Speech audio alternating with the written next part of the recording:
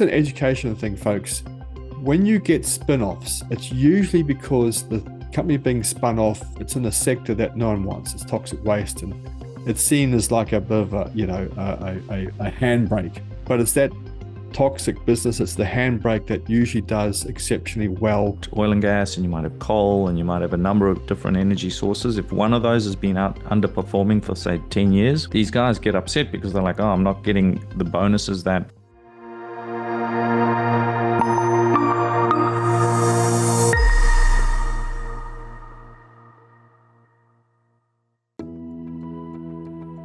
Coal and Arch. Can you speak to the Arch acquisition by CEIX and what side of the transaction you may or may not want to be on? I happen to own both and have a much higher weighting to Arch. That's from Jarcell. Well, it's a merger, so you're going to get one company at the end of it called Core Natural Resources. So it's neither here nor there. You do nothing. Just on that topic, because there wasn't so many questions in the webinar this month, I thought, well, let's just have a bit of fun and do a bit of an education session. So, all right.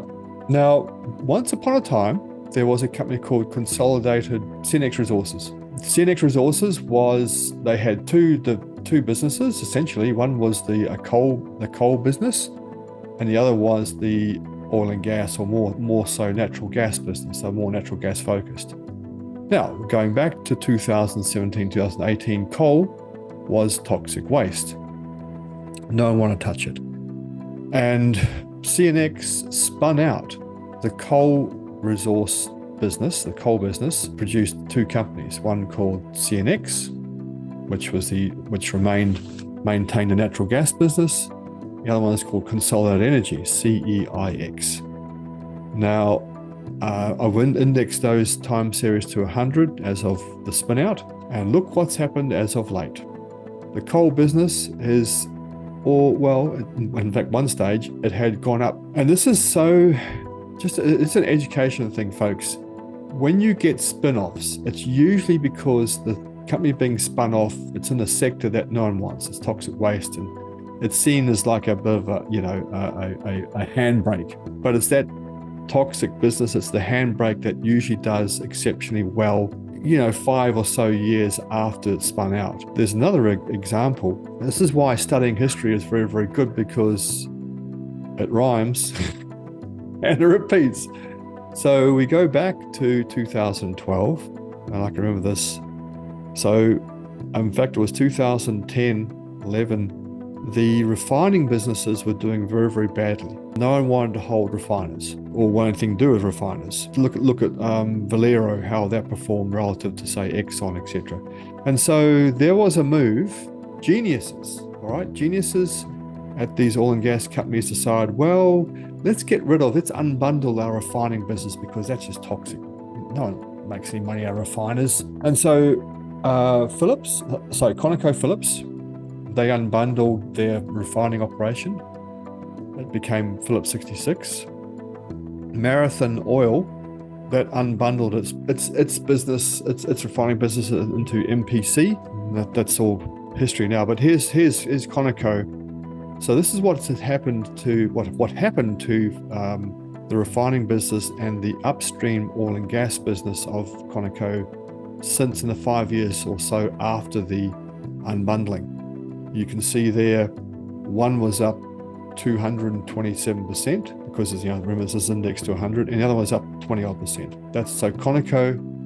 So the refining business outperformed upstream oil and gas, or the traditional oil and gas exploration production business, dramatically. The lesson here, folks, is when you see unbundlings, pay particular attention, because, and especially if it happens en masse like it did back then, it's usually indicative of significant value to come in the unbundled business. Typically, it's driven by management teams that are getting compensated on options within their pay structure. And so we're a particular sector within their own company. So if you're in the oil and gas space and you've got oil and gas, and you might have coal, and you might have a number of different energy sources, if one of those has been underperforming for say 10 years, these guys get upset because they're like, oh, I'm not getting the bonuses that, it's a handbrake on my bonuses, and it's a handbrake on my options packages, and so on and so forth. So you both have a management team that is driven by personal issues, I guess, with respect to how they get paid, how they get compensated. And then, of course, you've got shareholders who've looked at a portion of the company and they're going, well, this thing's a handbrake, like, let's get rid of it. And again, as to Brad's point, when you have that happening across a sector where where many companies are doing that, it's very, very often the turning point. It's very, very often the fact that you're kind of at the tail end of that cycle. With commodities being wonderful because they're so cyclical in nature, they just constantly go through these cycles. And these are indicators that you'll see. The other one, of course, is M&A, which we've talked about many times before, mergers and acquisitions. And they happen at the top when you have these massive share prices that the companies can utilize to go out and buy other companies. And that in itself, shareholders go, oh, great, we've got an even bigger company. You guys are heroes. And they bid up the stock. And then ultimately that collapses. That happens at the top of the markets. And then, of course, at the bottom of markets when they're doing this and they're going, okay, just get rid of the stuff. And then you'll have mergers and acquisitions taking place when the companies are often unprofitable. They band together and it's like my company, I call up Brad and we both got shitty companies. We go, hey, what if we get together? Can we cut costs by merging our operations?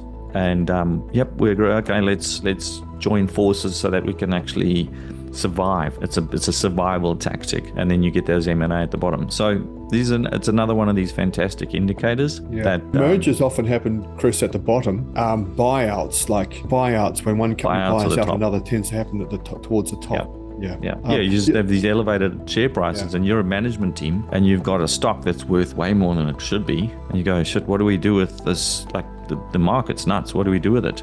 And the irony is that if you take that free cash and you go and you buy another company, which itself is expensive, the market rewards you even more. It's crazy. I don't know how long that will last, but when you start seeing that, you're like, ooh, we've got to get out of the kitchen because it's getting hot in here. One thing, when you've gone around the block a few times like we have, and got all the t-shirts that go with it, CEOs, management teams are not that smart in terms of knowing where the industry is going to go. In fact, most of them just get there by political prowess as opposed to being very, very astute in the industry and knowing where the industry is going to go. And as Chris highlighted, a lot of their actions are very, very short-term focused because of their, bonuses and what have you.